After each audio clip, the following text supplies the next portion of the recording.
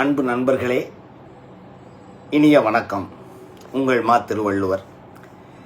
இப்போது நம்ம சென்ற காணொளியில் என்ன பார்த்துருந்தோம் அப்படின்னா, வாழ்க்கைனா என்ன அதை மட்டும் பார்த்தோம். சுயம் மற்றும் சூழல் இரண்டுக்கும் இடையிலான ஊடாட்டம் அப்படிங்கிறத தெளிவாக பார்த்துருக்குறோம்.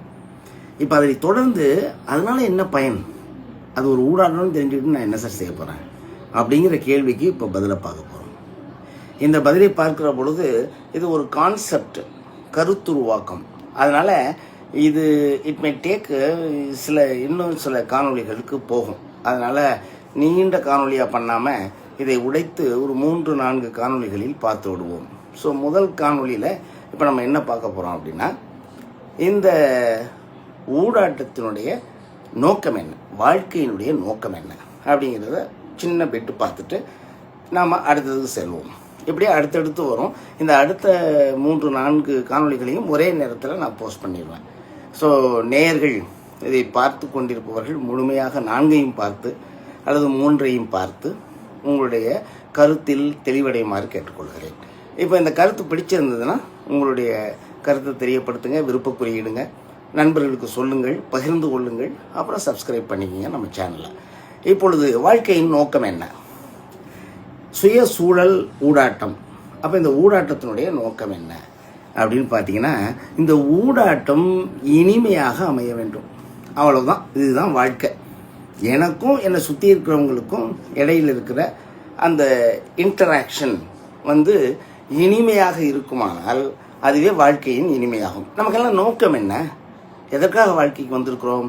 வாழ்க்கை இனிமை பெற வேண்டும், அவ்வளவுதான். அந்த இனிமையை எப்படி பெறுவது, அதற்கான நியதிகள் என்ன அப்படிங்கிறதெல்லாம் பெரும் பெரும் அறிஞர்கள், ஞானிகள் நிறைய கடுமையான கோட்பாடுகள் மூலமாக சொல்லியிருக்காங்க. இப்போ நாம் என்ன செய்ய போகிறோம், நம்ம நடைமுறைக்கு நம்ம அப்படி வாழ்கிறதுக்கு என்ன செய்யணுங்கிறத மட்டும் பார்க்க போகிறோம். திருவள்ளுவர் சொன்னார்ல, வாழ்வாங்கு வாழுதல் அப்படின்னு ஒன்று சொல்லியிருக்காரு. அது எப்படி, அந்த வாழும் முறைப்படி வாழுதல் என்ன அப்படிங்கிறத நமக்கு உரிய ஒரு போக்கில் நம்ம பார்த்துருவோம். எளிமையாக நாம் புரிந்து கொள்ளும்படி நடைமுறை வாழ்க்கைக்கு பயன்படத்தக்க விதத்தில் இதை நான் சொல்கிறேன். அப்போ அந்த ஊடாட்டம் எப்பொழுது இனிமையாகும் அப்படின்னு பார்த்தீங்கன்னா, ரொம்ப எளிமைங்க. மதிப்புறுகிற பொழுது, மதிப்பு தருகிற பொழுது, மதிப்பை பெறுகிற பொழுது, மதிப்பு உயர்கிற பொழுது வாழ்க்கை இனிமையாயிடும். இப்போ யாருக்கும் சொன்னேன், இந்த சுயத்திற்கும் நம்மை சுற்றி இருக்கிற அந்த சூழலுக்கும் இடையில் நடக்கிற அந்த ஊடாட்டம் இனிமையாக அமைவதற்கு ஒருவரை ஒருவர் மதித்து கொண்டால் போதும்.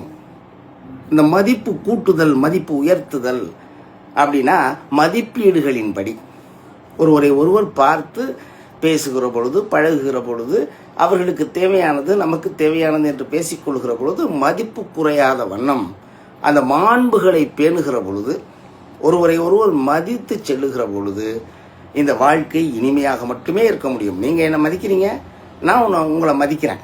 பிறகு என்ன, எப்படி இருக்கும் அந்த ஊடாட்டம், அந்த இன்ட்ராக்ஷன் எப்படி இருக்க போகுது? பெரும்பாலான இடங்களில் இந்த மதிப்புகள் குறைவுபடுவதால் தான் நம்முடைய மானுட சமூகம் மிகப்பெரிய அல்லலில் இருக்கிறது, துயரத்தில் இருக்கிறது, உணர்வு ரீதியாக பாதிக்கப்பட்டு. எனவே நண்பர்களே, நாம் அந்த மதிப்பீடுகளை எல்லாம் பற்றி அடுத்தடுத்து பின்னால் பார்ப்போம். இப்போ அந்த எப்போ மதிப்பு கூடும், மதிப்பை உயர்த்துதல் என்றால் என்ன அப்படிங்கிறத நம்ம அடுத்த காணொளியில் பார்ப்போம். நன்றி. தொடருவோம். உங்கள் மா திருவள்ளுவர்.